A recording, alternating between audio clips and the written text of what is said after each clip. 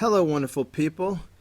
In this video, we are given the area of a sector and the central angle, and we are going to find the radius of the circle.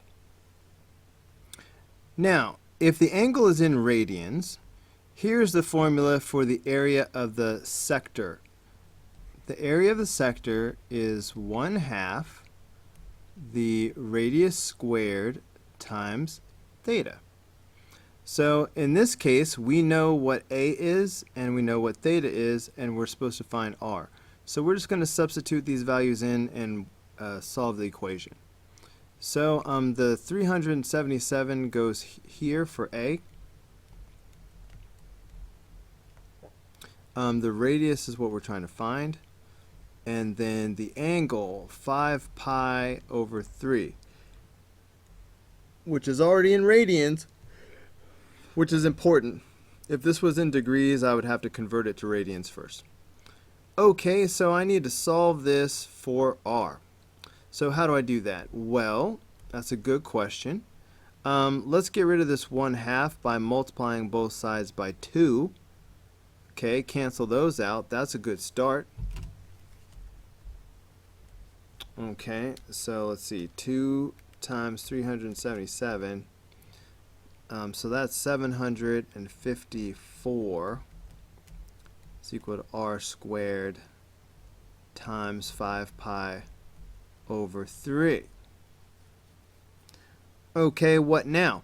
Well, the quickest way to get rid of the 5 pi over 3, let's see, can I move this? Alright, I'm going to have to slide this over. The quickest way is to multiply by the reciprocal, alright, because I'm running out of space, so I really need to be efficient. So if I multiply by the reciprocal here, that would be 3 over 5 pi, because that would cancel out all of this.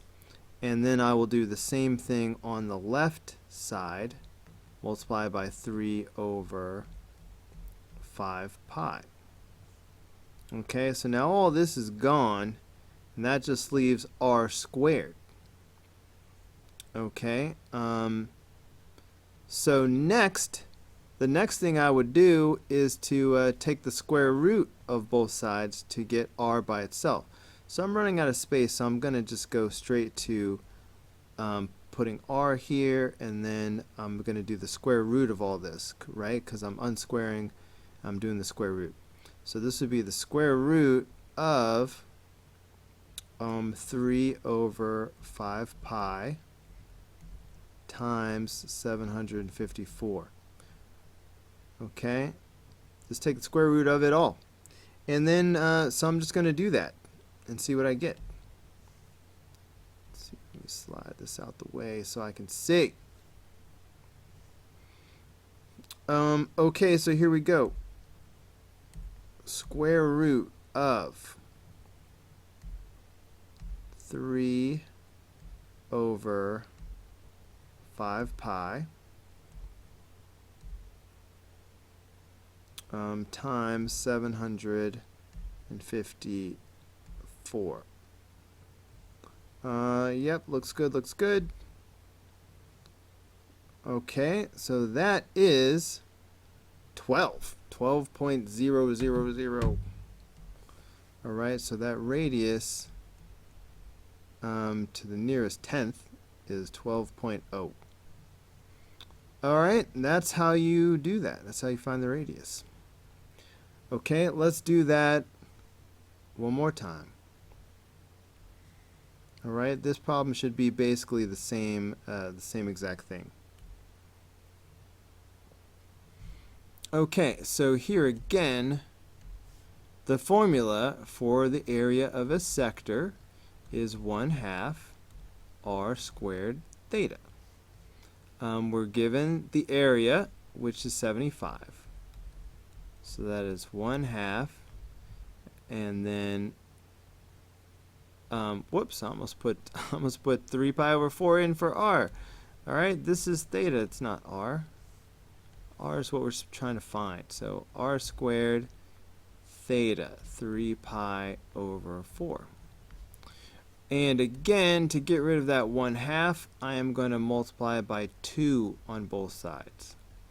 Alright, that way these 2's cancel each other out. Alright, 2 times 75 is 150. Alright, so that gives me 150 is equal to r squared times 3 pi over 4. The most efficient way to get rid of this fraction is to multiply by the reciprocal. So I'm going to multiply by 4 over 3 pi on both sides. 4 over 3 pi. That way all this stuff cancels out and it just leaves me with r squared. Okay, but then the next thing I'm going to do is I'm going to take the square root of both sides of this equation. Alright, if I take the square root right here, that's just going to give me r. If I take the square root of this side, alright, I'm going to have 4 over 3 pi times 150. Alright, square root of all that. So I'm just going to take the square root of all that, and that should be my radius. Let's see what we get. Okay, square root. You know what, I feel like I want to clear this out. Alright, square root 4 over 3 pi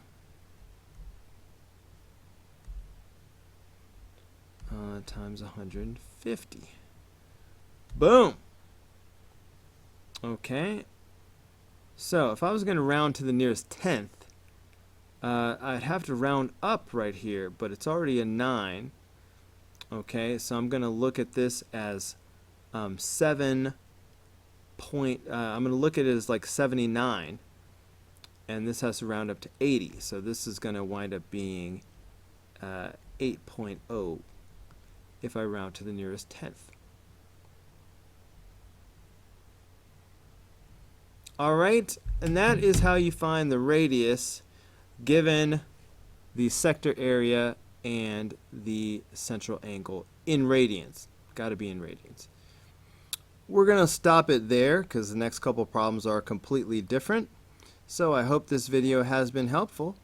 And if you want to learn how to find the angle given the radius and the arc length, watch for the next video.